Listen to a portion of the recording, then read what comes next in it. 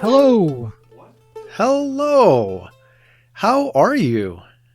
I am doing really well. I spent the weekend getting to go to this fun event with one of my favorite bands.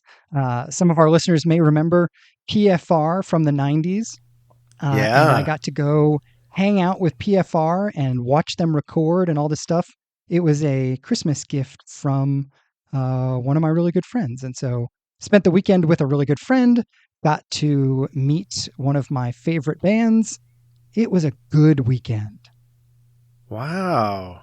What a cool experience. Yeah, it was incredible. But what about you? How are you doing? I am doing great. So, some of our longtime listeners will know that my daughter has been gearing up for a 4-month mission trip to South Africa Mhm. and Eswatini. And I'm very excited because just yesterday she finally arrived in Eswatini, and she's just getting adjusted to her new environment and getting ready to dive into ministry down there. So it's just cool. She has dreamt of being in Africa since she was 8 years old, and here she is getting to do it. Wow, that's amazing. Yes. Yes. I'm very happy for her and love hearing all the stories and all the things that are happening. So it's really good. I think that's incredible. What an experience. Yeah. Yeah, for sure. But yeah, so what are you calling about today? I'm excited to talk. Yeah. So we were chatting the other day and we stumbled across this phenomenon that happens in the church quite frequently, and that is taking verses out of context. And we realized that oftentimes these are verses that Paul used.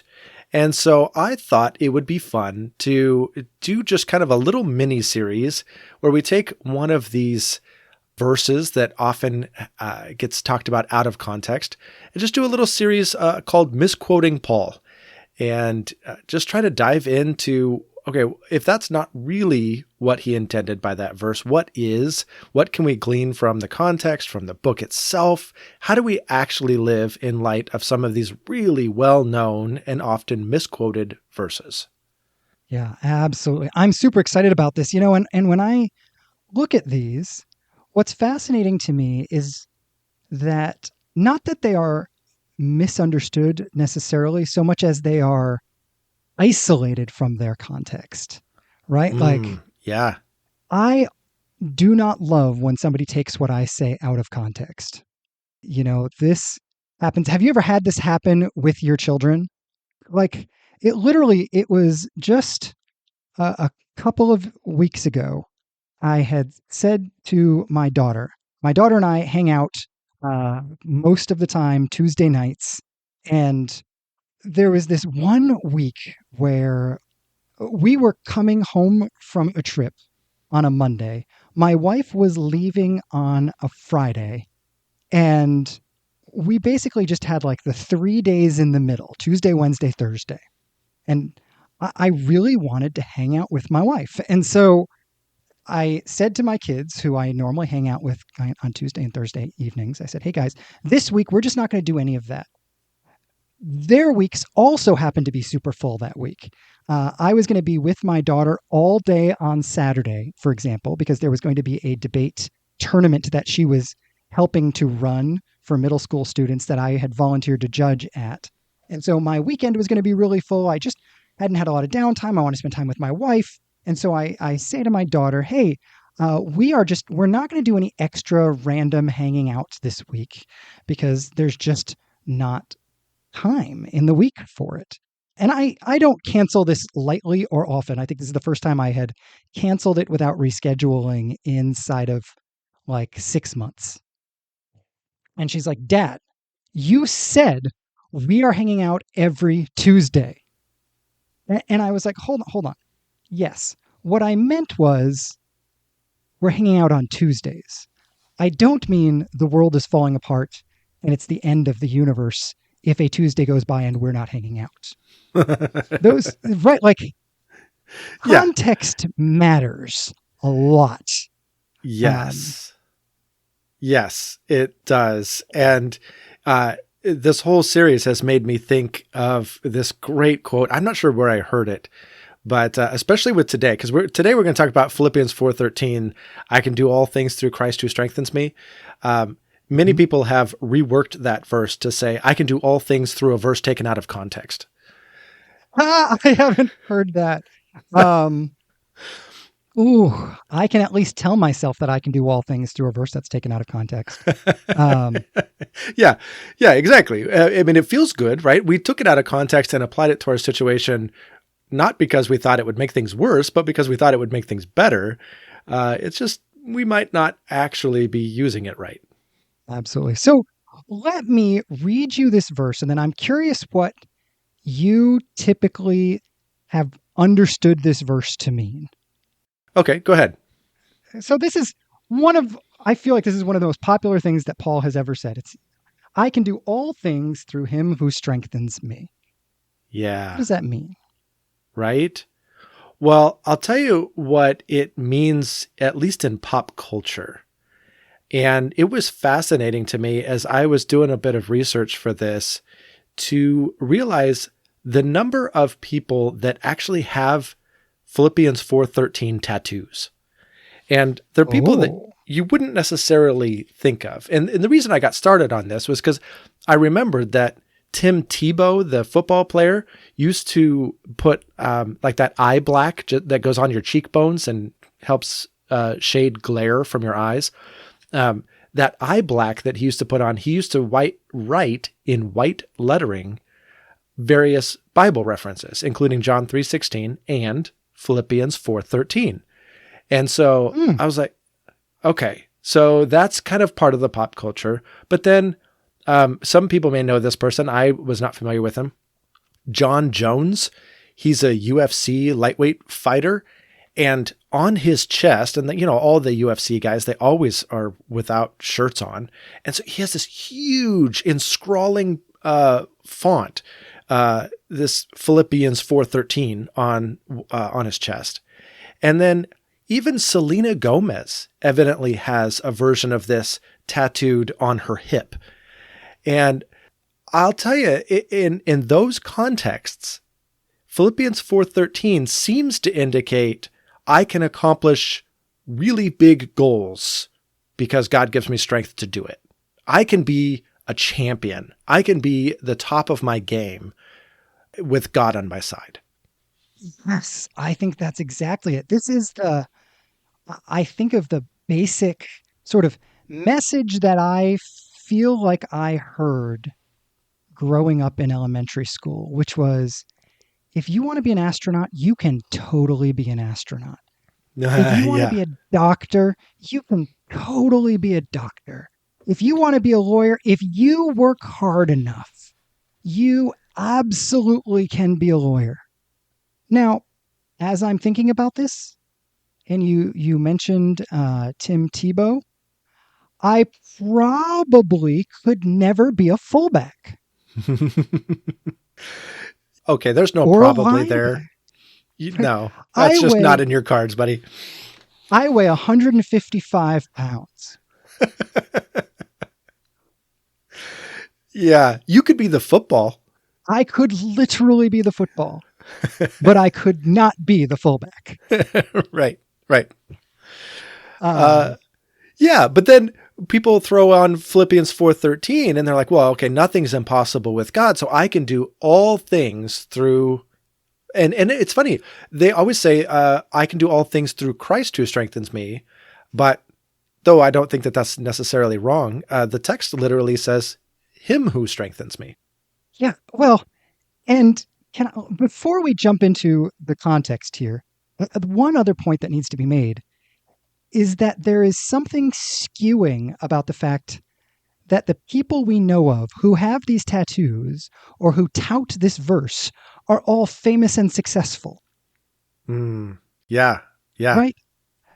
Because they're not even necessarily saying, I can do all things through him who strengthens me. When we look at it, I think there's an inclination to say they did do all things through Christ who strengthens them. She made an amazing singing career. He has succeeded in becoming an incredible MMA fighter. He is a world-class football player. They chose their path. They got to the top of the heap, all because Jesus was empowering them to do it. So can I. Yeah. And then we start printing this on t-shirts, on stickers, on Bible covers, on bookmarks, on anything you can think of, and we put it in our lives, whether we wear it or whether we use it as a bookmark or we just put it on the wall or whatever, as motivation to say, see, I can accomplish these huge, amazing things too. Yep. And sometimes I can't.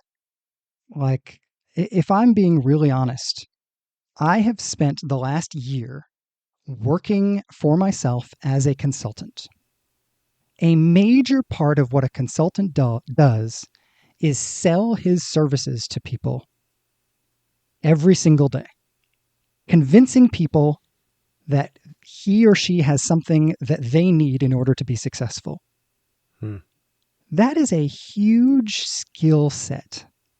And I have discovered over the last year and a half, it is neither a skill set I have nor a skill set that I think I can honestly and comfortably cultivate within myself. Mm. I don't, I can't be the person who sells himself all the time. I'm not saying somebody else shouldn't be. I'm saying I personally, Josh from Missouri, can't be that guy. Like when I have to grab the phone and make the follow-up call to say, do you in fact want to buy the thing that we talked about buying? When the thing we talked about was time with me and I'm asking you to pay for it. Yeah, well, it's interesting you're bringing up your own limitations here, because I think if we one take this verse out of context and then apply it too rigorously, it could lead to a sense of, well, I just don't have enough faith. I I just Yes. I'm not doing it right because I can do all things through Christ who strengthens me. So I should probably be a better marketer of myself. And one, that's not what the verse is saying. And two, what a detrimental application that would be. Yes. It instead of it sort of giving life and hope, it is soul crushing, right? Yeah, I ought to be this. I'm a failure. It's I don't have enough faith. That's a painful place to end up. And it's not hard to imagine going from there into a shame spiral. right, right. Well, okay, so I love that we're unpacking what this verse does not mean, but I'm really eager to get into what this verse does mean. And as we do that, I think there's some basic hermeneutical principles that we need to apply. And hermeneutics is just the Mm, study of interpretation, just the what are the principles of interpreting a passage that we need to apply. And so I wonder if you could guide us through just some basic good ideas for making sure we understand what a verse means. that's a great point. The one big idea that matters to me more than anything else when I'm reading anything in the Bible is context is king, Yeah. right? And Yeah. so you look at a verse in terms of, for me, I need to start big picture and work my way to little picture. That's the way my brain works. So I need to look at Philippians as a whole in this case and ask, what is going on in Philippians as a whole? What are the various pieces of that? And what is the sort of flow of thought from piece to piece from the beginning to the end of the book? And then how does this verse function inside of that context? For me, that's what it's about. Are there other hermeneutical principles that you're thinking of besides context is king? I mean, context really is king. And I think that always has to be the number one principle.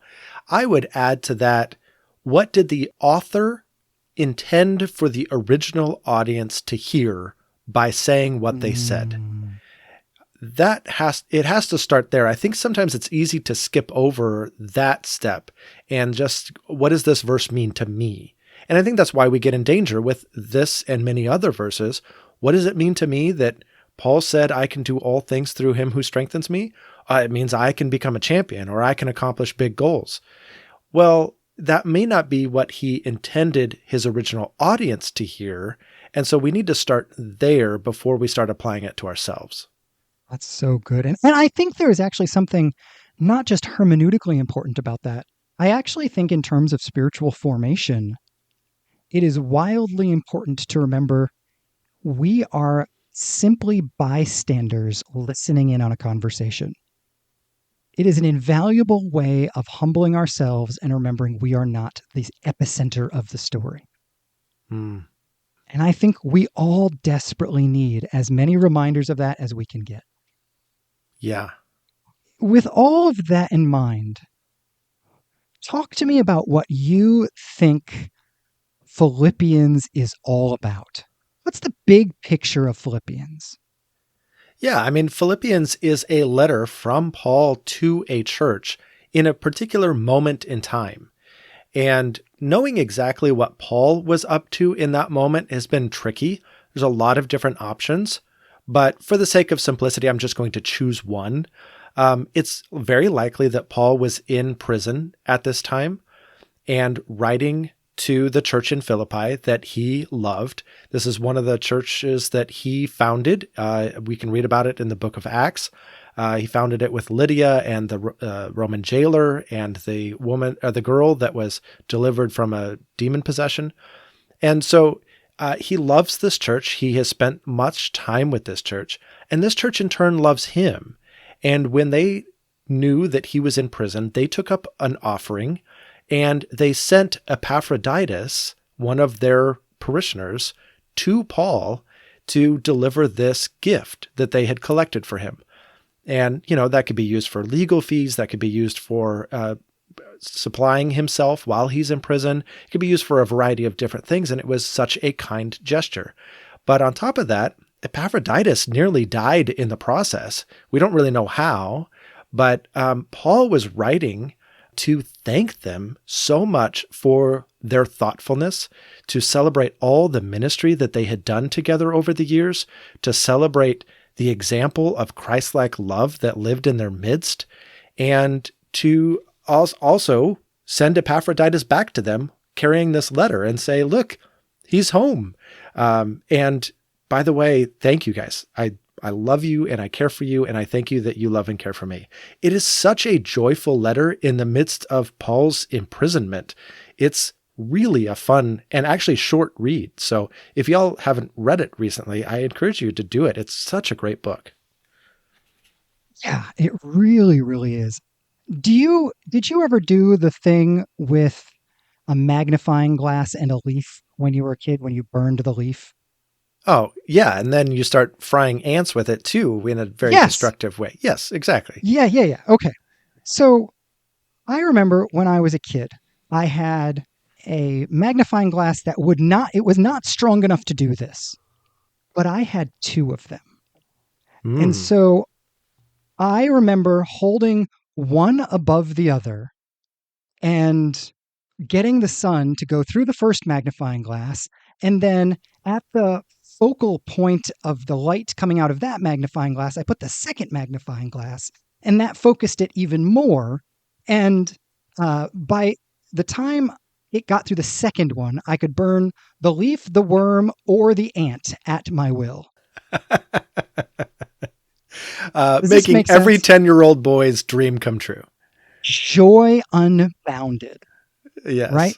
Um, so when I think about Philippians, I think that there are three magnifying glasses that Paul is sort of, if you imagine these as the three central ideas, that Paul is trying to get us to look through all three at the same time. And that sort of brings into focus so much of the letter for me. And I don't think this is unusual to Philippians.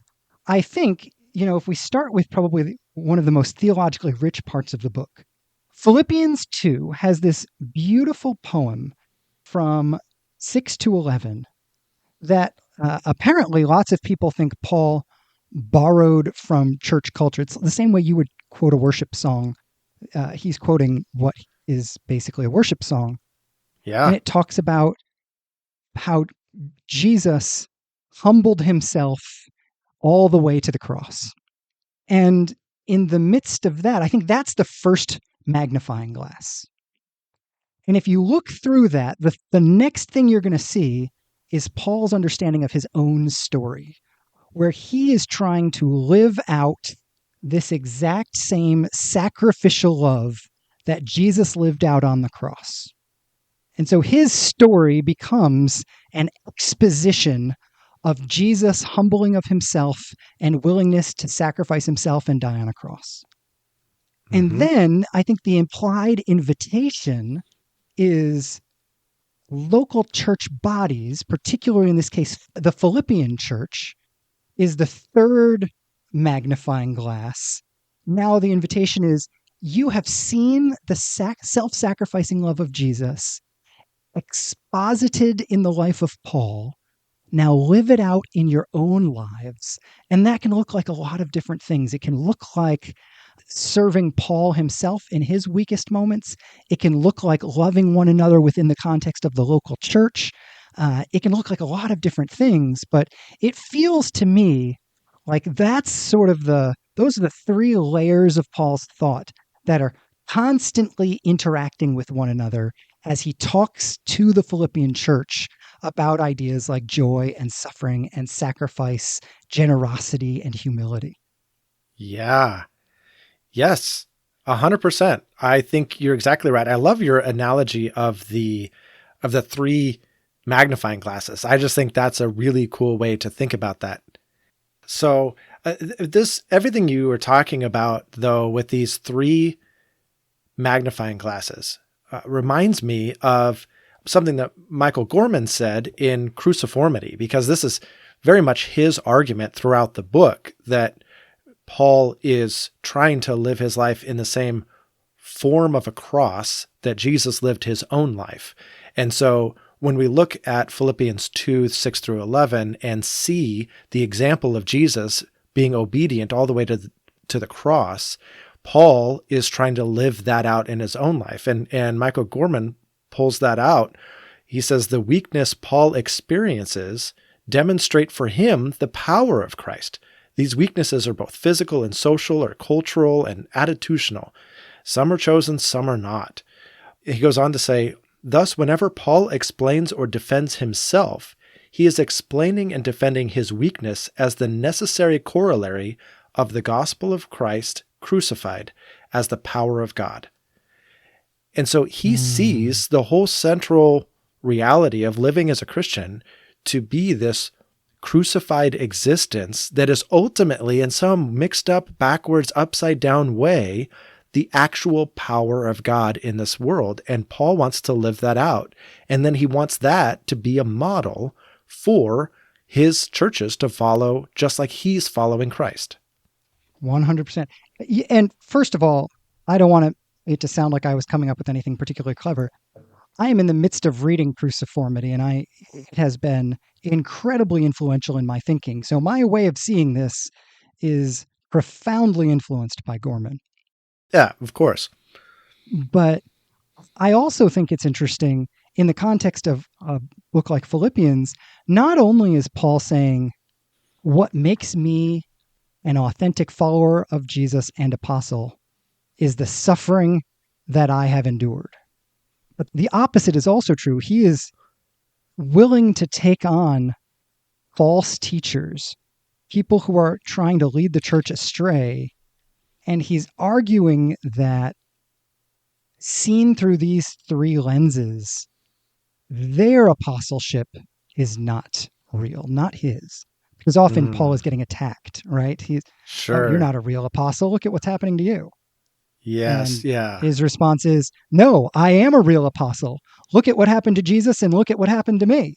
Do you see any similarities? Um, Yeah. Yeah. 100%. And you definitely see a lot of that coming out, like in Corinthians, both first and second Corinthians. But, yeah, I think that context kind of lies behind a lot of his letters. yeah. Well, and it struck me, where was it? Yeah, in Philippians chapter 3, where he's saying this again, beware of the dogs, beware of evil workers, beware of those who mutilate the flesh. You know, Mm, he goes on to say, they have confidence in their flesh, but if they can, I could have more. It's just that that's not what matters, yeah. right? Yeah. I want to know Christ and the power of his resurrection and share the sharing of his sufferings by becoming like him in his death. Yeah. Which is so, like, I don't think we spend a lot of time talking about that because that's just so foreign to our ears. Mm-hmm. But it sets the context, I think, really well for Philippians 4. And so I Mm-hmm. wonder if you could summarize for us the immediate context of this verse that we take out of context, Philippians 4:13. Yeah, I'm super intrigued by this because Paul is getting to the end, right? He's running down, so to speak. He's talked about the sacrifice of Jesus. He's talked about what that looks like in his own life in chapter 3. And now he is directly addressing the church in a host of ways. And in a lot of Paul's letters, there end up being sort of a host of short sentences that sort of spew out of him that are just poignant advice. So, rejoice in the Lord always. I will say it again, rejoice. Let your gentleness be known to everyone. Don't be anxious for anything. These sorts of sentences. And as he gives this all this advice, and then he goes on to thank the Philippians. It's almost like I feel like we're getting to like, oh, I had one other thing I had to say. And he thanks the Philippians for this gift that they have given him. And in the middle of it, he's saying, not that I needed your gift. I don't know if he's afraid of looking self serving, but it comes across that way to me. Mm-hmm. You know, like when I was pastoring, whenever I would ask somebody if they wanted to serve in a particular way in church, I would often say, hey, you seem like you would be really good at serving in this particular way. And I'd like you to think about that. But don't answer me now because I never want to be accused of twisting somebody's arm to get them to serve. So if you're interested, you come back and talk to me later. That way, it's entirely on you. No pressure, no stress. It feels to me like Paul is having a similar response to the perceived sort of power dynamics in his relationship. Hey, I'm not trying to manipulate you into giving me more money. I'm not trying to say you ought to have given me money. What I'm saying is that your money was awesome. But in the middle of saying that gift was awesome, he says, I have learned to be content with whatever I have. I know what it is to have little, and I know what it is to have plenty. In any and all circumstances, I have learned the secret of being well fed and of going hungry, of having plenty, of being in need. And then he says the verse, I can do all things through Christ, through him who strengthens me. Wow, I almost said it wrong. That's hilarious. You literally said that thing earlier. Yeah. Yeah. Um, but so when you hear it in that context, what does that one verse, that famous verse, mean to you? Yeah. So, I'm not going to be able to do any of these episodes without going to the original languages and really diving in. I am And so excited. yeah, so I actually was looking at that word that I have learned to be content in every situation. Um, Mm, and that idea of learning, there's a lot of different words for learning. And so I don't know that I have the greatest grasp of it, but from what I could gather from different lexicons that I looked at, it really has this sense of like going to school and having learned and absorbing a lesson over time. And I kind of feel like Paul is saying, I've been to the school of hard knocks And in the school of hard knocks, I've learned how to just not let it bother me that much. I could have a lot one day and I could have a little bit another day, and it doesn't matter. None of my well-being rests on how good it's going for me in that time. Instead, Yeah. I can face all of that stuff because of Christ who gives me strength. That's where I get my strength. It has nothing to do with having a good day or having a bad day. And then I also think in the actual verse itself, I can do all things through him who strengthens me. This idea of doing all things is fascinating because it literally reads, I have strength for all things because of him who strengthens me. And that really does carry with it this idea of I have the ability or I have the strength to accomplish these things or I have the strength to face these things. But it just says I have strength to these things because of him who strengthens me. And I think that's important because we abuse this verse by emphasizing our own doing so much. I can do all things through Christ who strengthens me. And I don't know that Paul fully intends the doing part. I think he's saying, I have the strength for all things. I can bear up under all things. I can get through all things because of Christ who gives me strength, or because of him who gives me that strength. Yeah, I totally agree.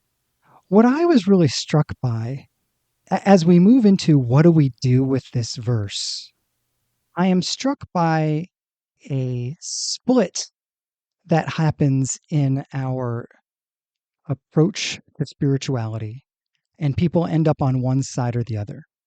The basic split is God going to empower me to change my circumstances, or is God going to empower me to be content within my circumstances? Yes.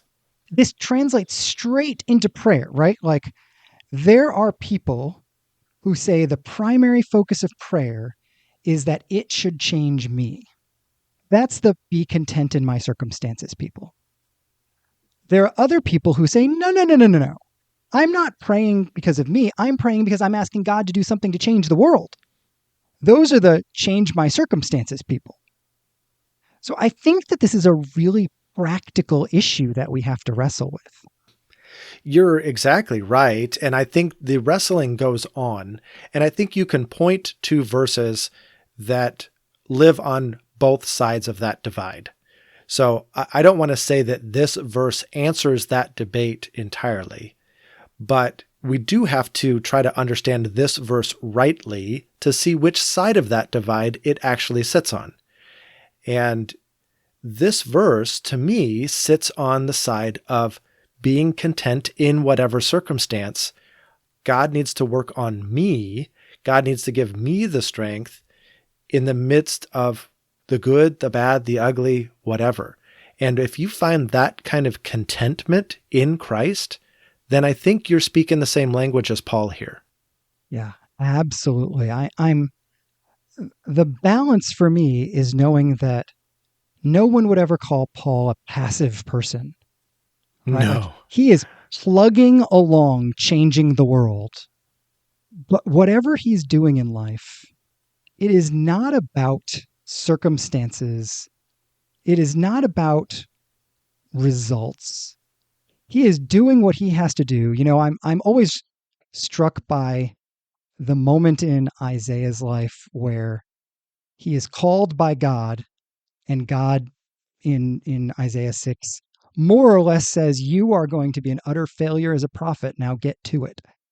Right? Like, nobody's going to listen to you, Isaiah.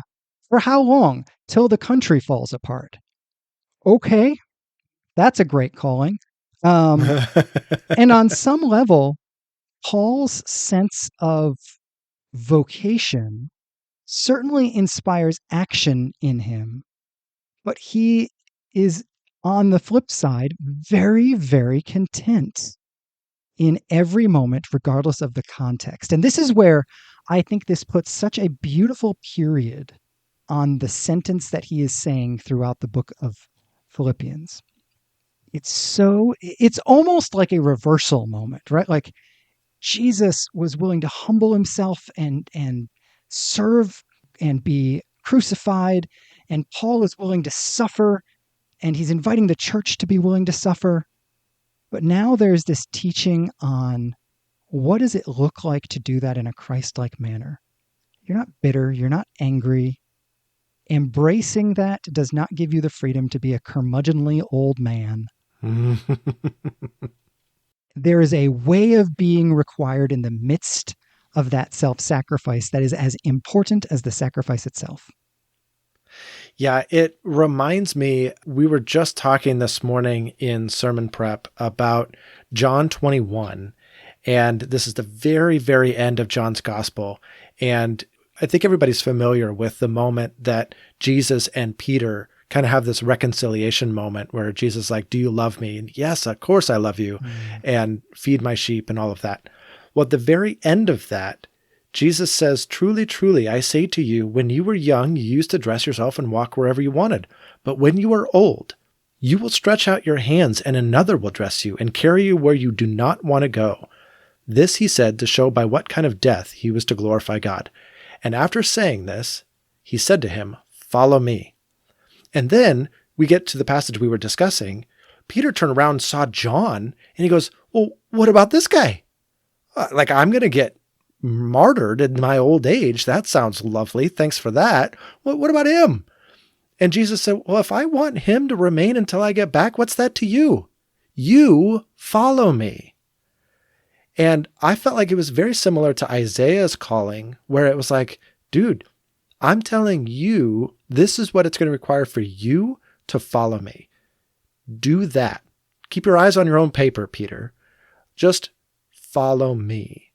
And I think Paul is saying, look, I'm willing to just follow Christ. Whether that leads in martyrdom or not, whatever, I've learned to be content with that. I can do all of that because Christ gives me strength to do it. Yes, I think that's exactly it.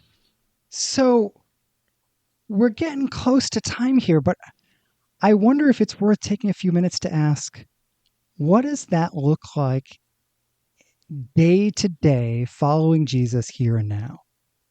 How do we translate that experientially?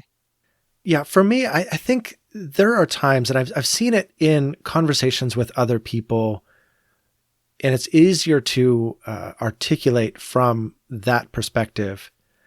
I've heard so many people that have a clear sense of mission and what they feel gifted to do for the kingdom of God.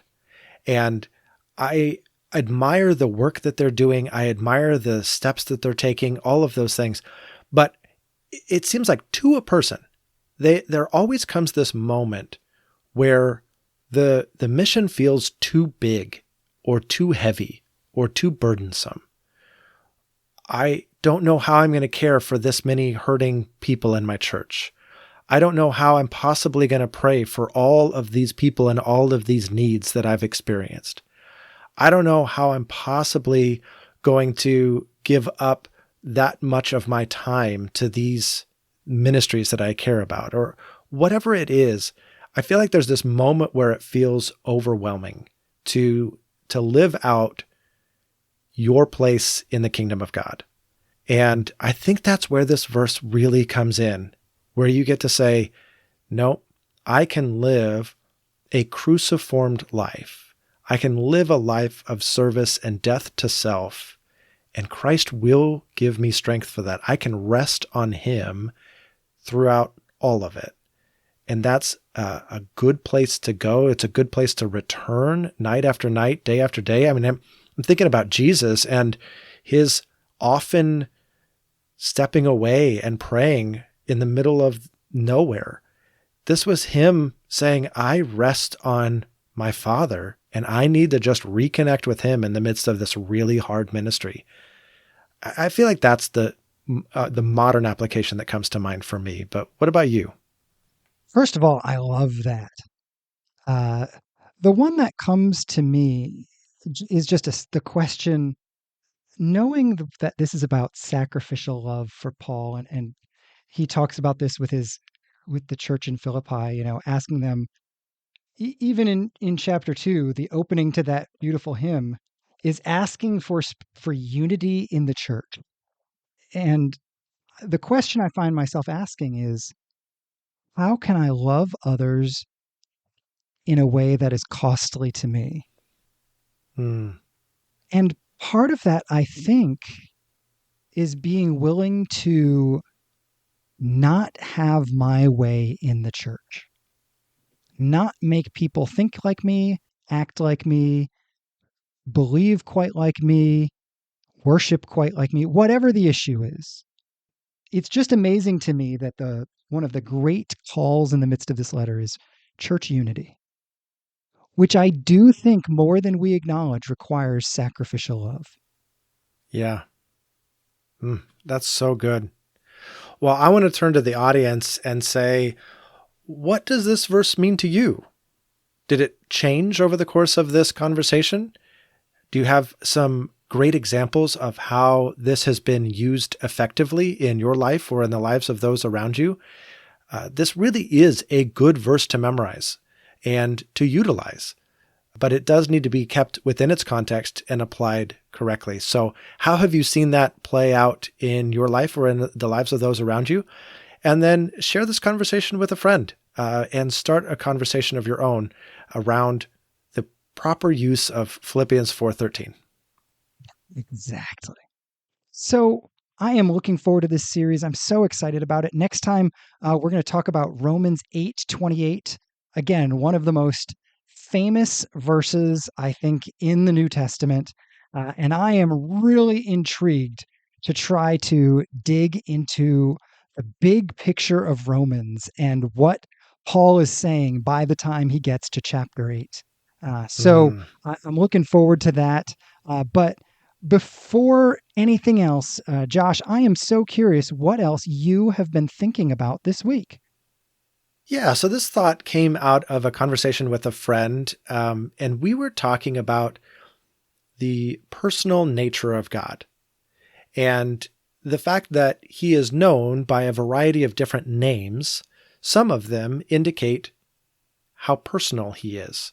And one of those that my friend mentioned that I hadn't really thought much about is the fact that all throughout the Old Testament, God is referred to as the God of Abraham, Isaac, and Jacob.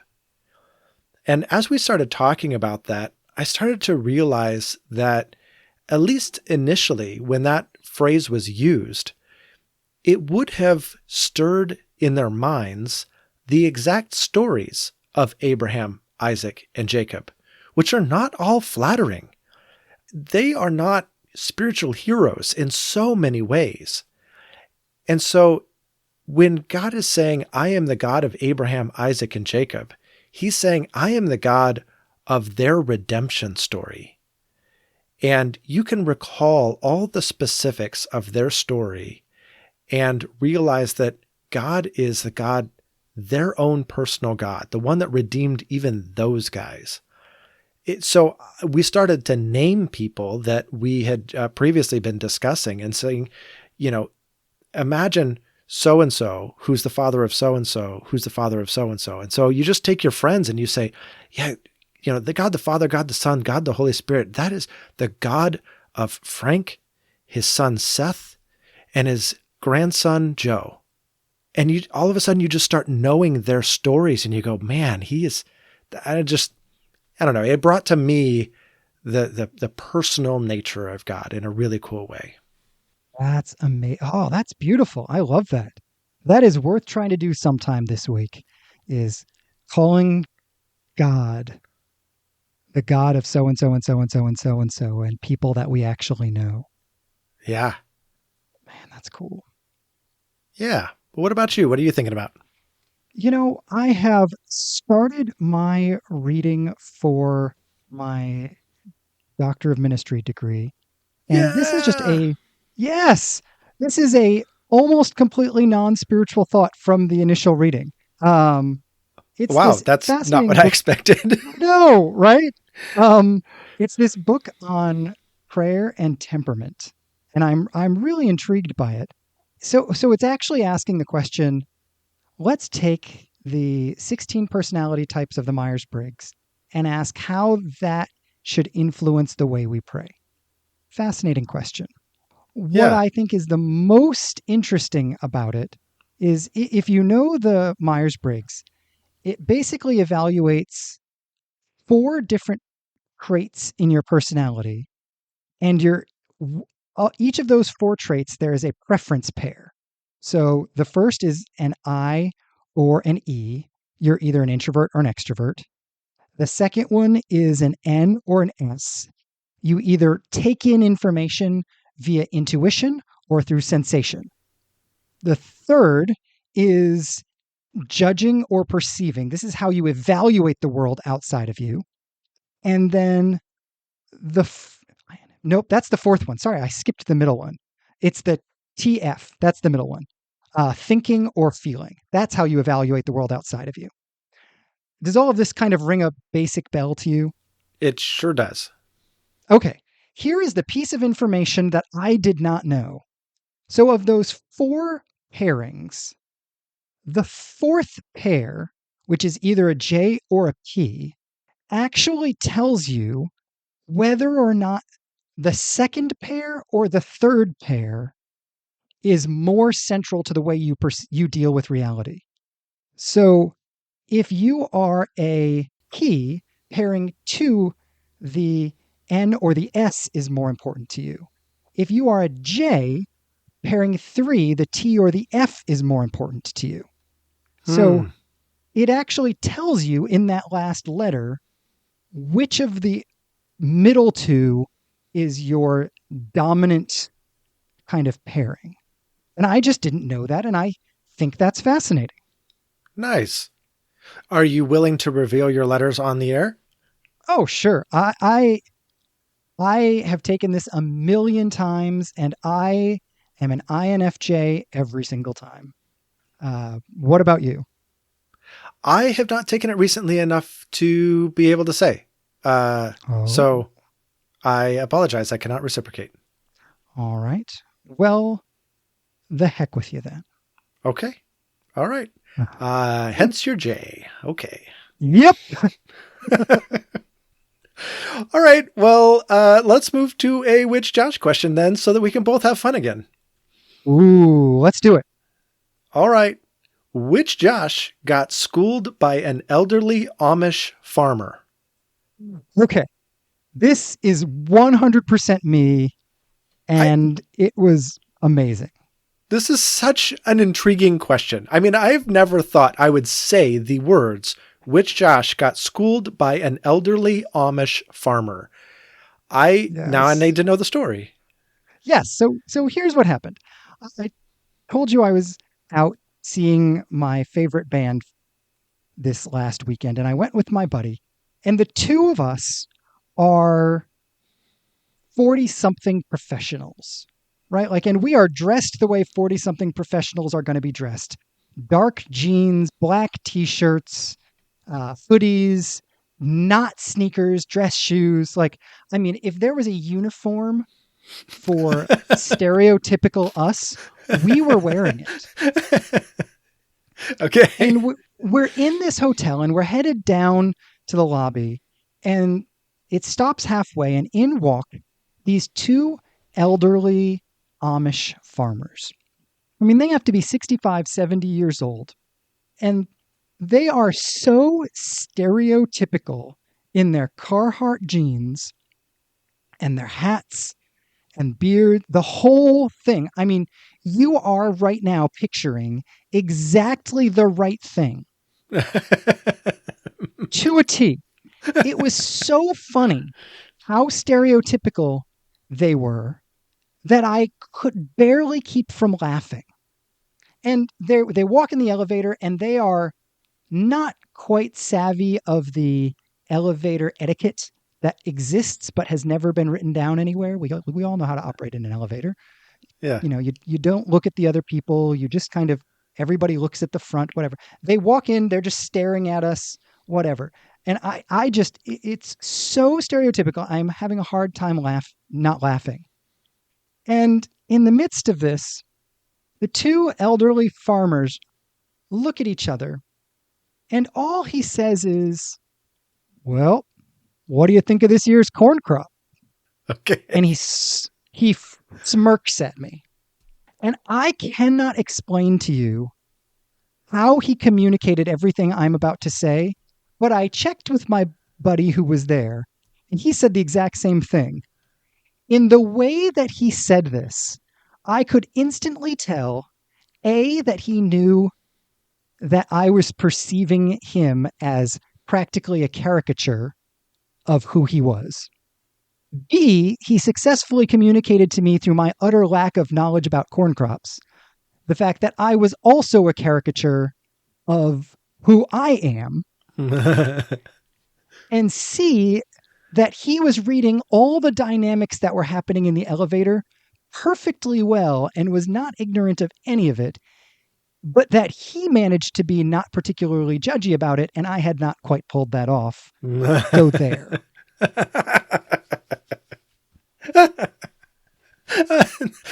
Oh my gosh.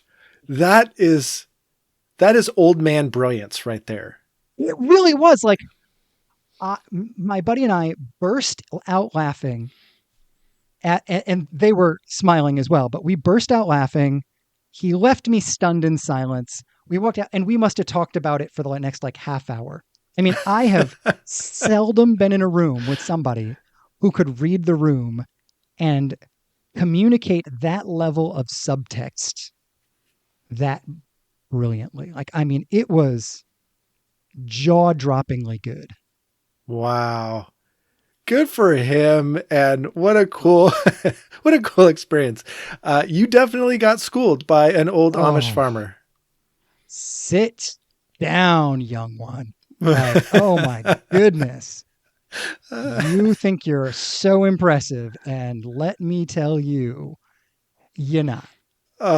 It was just crazy. But anyway, so I have been schooled by an elderly Amish farmer. Yes, you have. Thank you for sharing it on the podcast. That was a great way to end this episode. My pleasure. Talk to you next week. Let's do it. All right, I'll talk to you then. All right, bye.